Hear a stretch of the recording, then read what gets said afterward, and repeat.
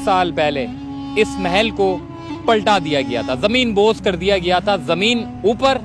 और महल नीचे हो गया था।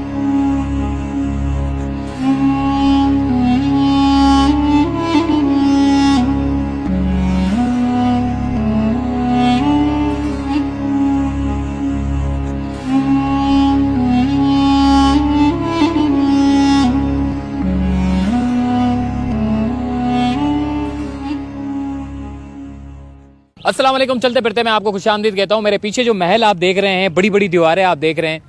आज से 1000 साल पहले इस महल को पलटा दिया गया था, ज़मीन बोझ कर दिया गया था, ज़मीन ऊपर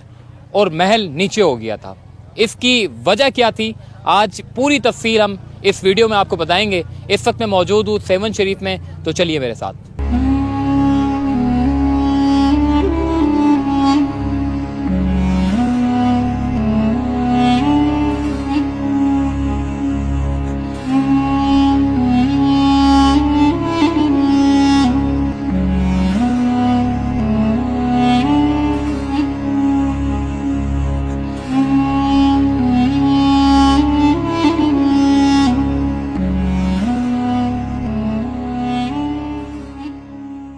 जी, ये है वो उल्टी बस्ती जो आज इबरत के तौर पे जो है वो हमारे सामने ये इसकी जो अगर मैं हिस्ट्री के बारे में बात करूं, इसको पलटाया क्यों गया था, इसके मुतालिक आज मैं आपको तफसीली तौर पे बताऊंगा।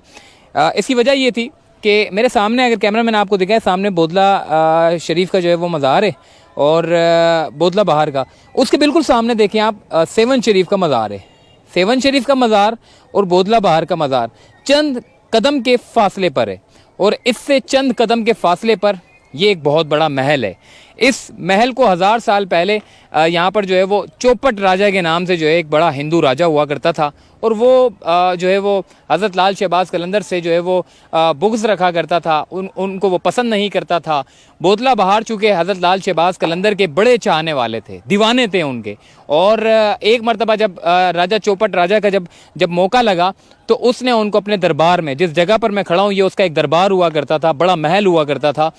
यहाँ पर बुलाया बोदला बहार को। और उसके बाद फिर हमने देखा कि जिस तरीके से चूँकि चौपट राजा को अपने हिंदू कम्युनिटी के लोग भी पसंद नहीं करते थे अपनी जुल्मत की वजह से, क्योंकि वो राजा जो था वो इतना अनापरस्त था, इतना जालिम था कि उसके अपने लोग भी उसको पसंद नहीं करते थे। तो फिर जो है वो, अब थोड़ी सी मैं हिस्ट्री आपको बता रहा हूँ, बोदला बहार को तलब किया गया इस महल में।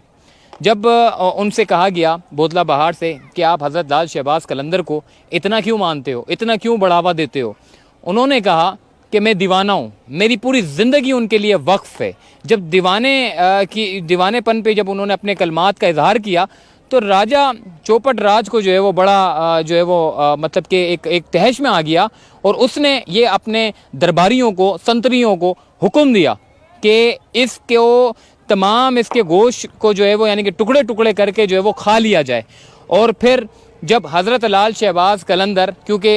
वो हज़रत लाल शहबाज कलंदर के लिए गोश्त लेने निकले हुए थे, और फिर राजा चौपट राज ने उनके टुकड़े करवा के अपने संतरियों दरबारियों में तकसीम कर दिया और उन लोगों को जब खा लिया, तो हज़रत लाल शहबाज कलंदर जब धमाल डाला करते थे, रोज़ाना की बुनियाद पर धमाल डाला करते थे, एक दिन ऐसा हुआ कि हज़रत लाल शहबाज कलंदर जब धमाल डाल रहे थे तो जो बोदला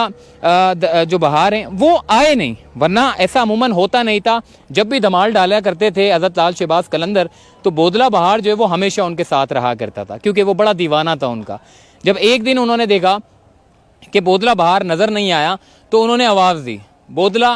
किथे। वो जो आप अक्सर सुनते भी होंगे, वो जो बात होती है वो नात भी उन्होंने पढ़ी है, तो वो कवाली है, नात है जो कवाली है, तो उस पे कहते हैं बोदला कित्ते तू कित्ते। तो फिर ये जुमले जो है वो उन्होंने हज़रत लाल शहबाज कलंदर ने अदा किए और फिर जो है वो बोदला बहार को जो है वो देखा नहीं, तो वो भी मतलब कि बड़े जलाल में आ गए, तहश में आ गए। जब उनको पता चला कि इधर का जो हिंदू चौपट राज है उसने हुक्म दिया कि उनके टुकड़े टुकड़े कर दें, उनके गोश्त के टुकड़े करके लोगों में तकसीम कर दें,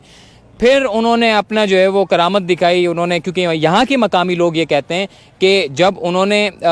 उनको गुस्सा आया, जब वो तहश में आए, तो उन्होंने बोदला बहार को बुलाया और जिन लोगों ने उनका गोश्त खाया था वो सारा का सारा गोश्त उनके पेट से निकलकर जो है वो हज़रत लाल शहबाज कलंदर के सामने आ गया और वो टुकड़े जुड़ते चले गए और बोदला बहार एक मर्तबा फिर जिंदा हो गया और उसने कहा कि मेरे साथ ये हुआ था। और जैसे ही उनको पता चला, उन्होंने कहा कि जब बोदला बहार ने कहा कि मेरे साथ चौपट राज ने जो है वो ये किया है, तो बड़ा उनको जो है वो ये बात नागुज़ीर गुजरी और बहुत गुस्सा आया और उन्होंने बदुआ दी इस महल के राजा को जो हुक्मरानी कर रहा था यहाँ पर। एकदम इस बस्ती को पलटा दिया गया और ये महल इबरत के तौर पे जो है वो शहरियों के सामने, और इसकी ये हिस्ट्री है। और आज भी लोग यहाँ पर आते हैं, वैसे तो तस्वीरें खिंचवाने के लिए आते हैं, वीडियो वगैरह बना लेते हैं, लेकिन लोगों को ज़्यादातर इसकी हिस्ट्री का, इसकी तारीख का मालूम नहीं है। तो आज यहाँ पर लाने का मेरा मकसद ये था कि आपको इस पूरी उल्टी बस्ती की जो है वो कहानी सुनाऊं और इसकी हकीकत के बारे में मैं आपको बताऊं। तो आई होप कि आपको ये वीडियो अच्छी लगी होगी, जो हिस्ट्री आपको मैंने बताई है। अब हम बात करने जा रहे हैं फुकरा लोगों से कि वो